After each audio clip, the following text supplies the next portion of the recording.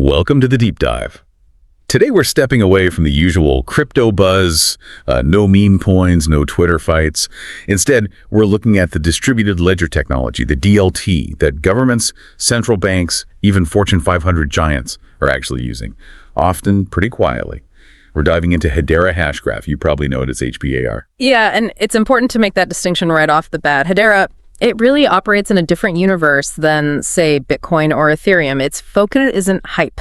It's all about building, regulated enterprise-level infrastructure. I mean, when you see names like Google, IBM, Deutsche Telekom on the governing council for a DLT, well, you know you're playing in a different league. It's serious stuff. Okay, let's unpack that then. The mission for us today, for you listening, is pretty straightforward. We want to give you that shortcut to understanding what actually matters here. So what is Hashgraph fundamentally? How does it perform compared to blockchain? And who are these big institutional players using it? And maybe the big question, why the mixed signals in the market for HBAR lately, end of September 2025? Right. And for you, the listener, think of this as getting a handle on that institutional layer of Web3. We're focusing on what they care about. Performance, solid governance, and, real world results, not just potential. Okay, first things first, let's nail down the terms. We've got Hedera, that's the platform, the network. HBR is the crypto, the fuel. But Hashgraph, what exactly is that engine, and how is it so different from the blockchains we normally talk about? Right. Hashgraph is the core technology, the consensus algorithm. So think of a standard blockchain like a single line of cars, right? Blocks added one after another. It's linear. Hashgraph uses something different, a directed cyclic graph, a DAG. It looks more like a web or a graph, you could say. The structure lets it process transactions in parallel, not just one by one. Parallel processing. Okay, that sounds fast. But how does it agree on everything? How does it reach consensus without minors or, the usual block validation process? That's the clever part. It uses something called gossip about gossip and combines it with virtual voting. Basically, nodes don't shout everything to everyone all at once. Instead, a node tells a random neighbor everything it knows, and then that neighbor gossips onwards. So information spreads incredibly fast, like news ripping through a community. It lets the network agree on the order of transactions very, very quickly. Sounds efficient. So what does that translate to in terms of performance? What numbers would make an enterprise sit up and take notice? Well, the sources point to pretty impressive numbers. We're talking up to 10,000 transactions per second, TPS. And crucially, transaction finality, knowing it's absolutely confirmed, happens in just 3 to 5 seconds. Guaranteed. Plus, it was built for tiny transactions. The fees are, almost nothing, usually around $0.0001, a tiny fraction of a cent. Okay, but on fees, I did see a note about the Hedera Consensus Service, the HCS. That's the one enterprises use a lot for logging data, right? Its fee went up recently from 0.0001 to 0.0008. Now, still tiny, but that's an 8-fold increase. If you're logging billions of things, doesn't that suddenly become a factor? That's a fair point, and it's good to scrutinize those changes. Yes, it was an 8-fold increase, but the context is key here. We are still talking fractions of a penny, 8/10,000ths of a cent. Hedera said they adjusted that floor to keep the network stable, protect against potential spam attacks at ultra-low costs. But even with the increase for the kind of high-volume data logging enterprises do, compared to their existing database or cloud costs, it's still incredibly cheap, almost negligible, really. Okay, fair enough. Cost is one thing. But for the big regulated players, security is probably paramount. I kept seeing this term ABFT. Yeah. What is that? Is it really that much more secure than, say, Ethereum's model? ABFT. That stands for Asynchronous Byzantine Fault Tolerance.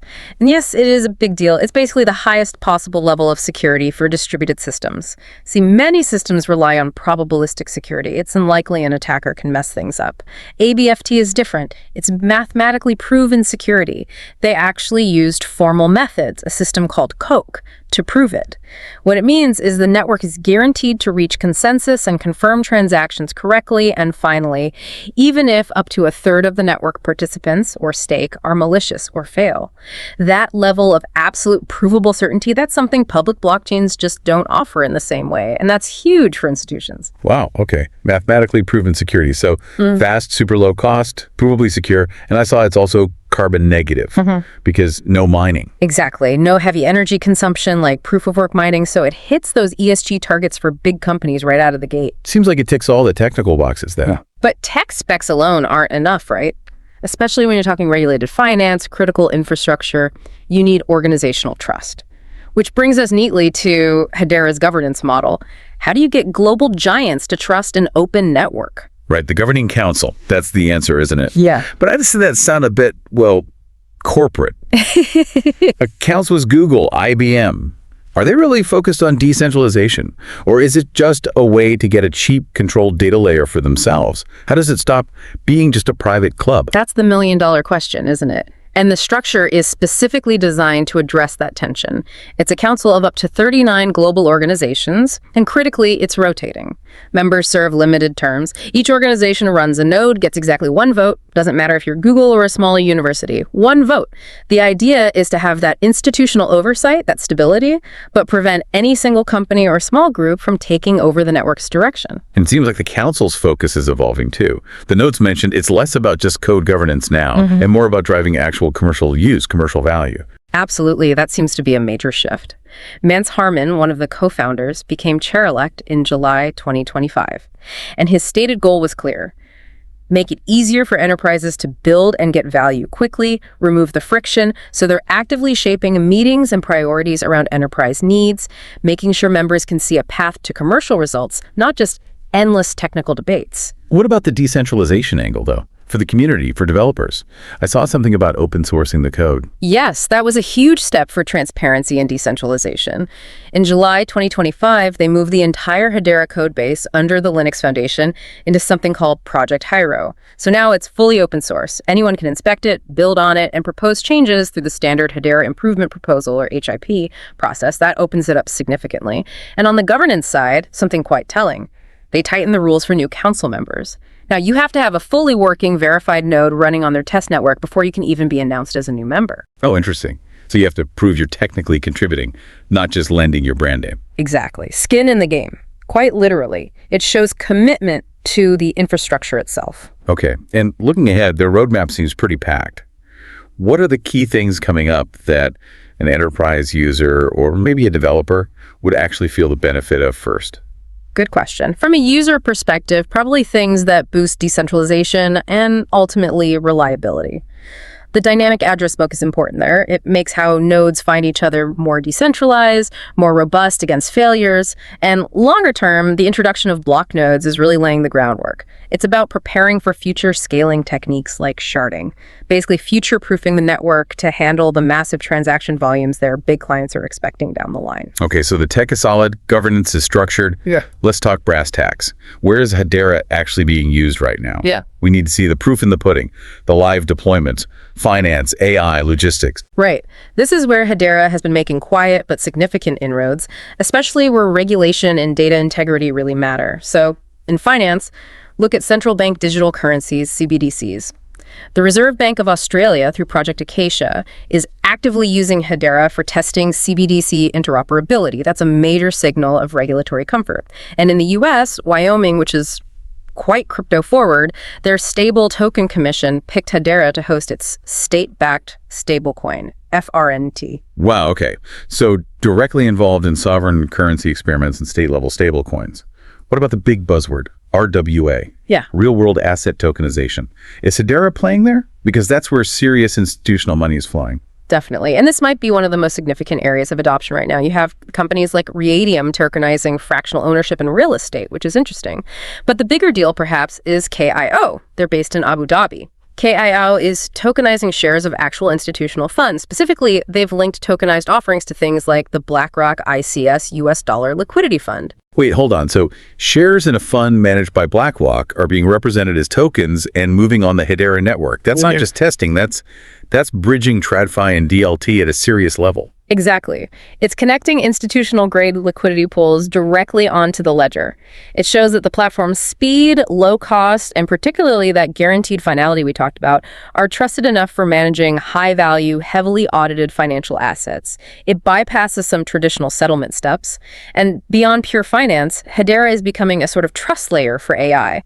Companies like EQTY Lab are using the Hedera Consensus Service, that HCS we mentioned, to create immutable logs of AI computations, verifying outputs. They're even deploying this on things like NVIDIA's new Blackwell platform. This is critical for regulated industries needing auditable AI. Right, audit trails for AI, that makes sense. And logistics, we shouldn't forget the sheer volume side. Not at all. Avery Dennison, a huge global materials company, uses Hedera for its atma.io platform. That platform tracks billions of items across supply chains globally. It's a massive scale logistics use case running on Hedera. And then there's consumer-facing stuff too, like Drop, which uses HBR for micropayments. Think paying tiny amounts, fractions of a cent, for reading an article or listening to a song, disrupting old subscription models. That relies entirely on those super low fees. Okay, this is impressive. We've got world-class tech, serious governance by global players, and really significant high-value real-world use cases running today. So now we have to tackle the elephant in the room, the paradox. If the utility is demonstrably there, why hasn't the HBAR token price always reflected that? What's the disconnect? What's holding back that institutional investment, even if the utility is there? Yeah, that's the current puzzle the market's grappling with. The network itself is buzzing with activity, real transactions, real value. But the HBAR token has been facing some headwinds, some bearish pressure in the short term. The chart showed institutional selling pressure, some profit taking, especially when the price tried to push past that roughly 0.22 sort of resistance level recently. And the immediate technical picture, as of late September 2025, shows HBR trading below key moving averages, the 20-day, 50-day, 100-day EMAs. So you've got developers building, enterprises using, but maybe traders feeling a bit cautious or taking profits. Okay, so institutions are using the network, but maybe not holding massive amounts of the token yet, or they're selling pressure. What's the big potential catalyst then? The thing everyone's watching that could bridge this gap and unlock that missing institutional liquidity? It really comes down to one major thing right now: the spot ETF decisions in the US. The really significant news is that the SEC has actually fast-tracked the review process for spot HBAR ETF applications. Grayscale and Canary Capital are among those who've applied. And the final deadlines for decisions are expected sometime in October 2025, very soon. A spot HBAR ETF. Yeah. That would be absolutely massive, wouldn't it? Yeah. Like it was for Bitcoin. It would likely be the key catalyst, yes. An ETF approval opens the floodgates for traditional institutional capital. Think pension funds, wealth managers, endowments, entities that currently find it difficult or impossible from a regulatory standpoint to directly hold HBR. An ETF provides that regulated, accessible investment vehicle on familiar stock exchanges. It directly connects the established financial markets to the utility that Hedera has already built with enterprises. So if the price manages to hold its current support levels and the market starts anticipating a positive ETF outcome, where could things potentially go? Well, technically speaking, if that support around, say, 0.2101 holds, there's potential for a short-term bounce back towards those resistance areas we saw, maybe $0.23 to 24 cents. But looking longer term, that's highly speculative, of course, and completely hinges on getting that regulatory green light via the ETFs and continued adoption. If those things happen, some analysts have put out projections suggesting significant growth potentially. Well, some are saying even $17 to $20 per HBAR by 2030. But again, highly conditional. Right, so October is the key month to watch. The regulatory decision that could finally pour institutional capital into a network already heavily used by institutions. It's where the infrastructure meets the financial plumbing. Precisely. It's connecting those two worlds. Okay, which brings us to our final thought for you today. Hedera has built this incredibly secure enterprise-first DLT. It clearly prioritizes formal governance, mathematically proven tech, over maybe the retail hype that drives a lot of the crypto space. Exactly. And that sets up this final provocative question for you to mull over. Given Hedera's unique ABFT security guarantee, that mathematical proof, and how it's already being quietly integrated by regulators, central banks, and huge corporations for really critical tasks, CBDC testing, AI verification, tokenizing BlackRock funds, does the long-term future of high-value regulated digital finance almost require something like Hashgraph, a governed, provably secure consensus mechanism? Could it be that regardless of which blockchain wins the popularity contest for everyday users, the serious high-stakes financial world will gravitate towards this kind of proven, governed infrastructure? It definitely suggests a possible split in the future of Web3 and Hedera. They've clearly planted their flag very firmly in that enterprise-regulated lane.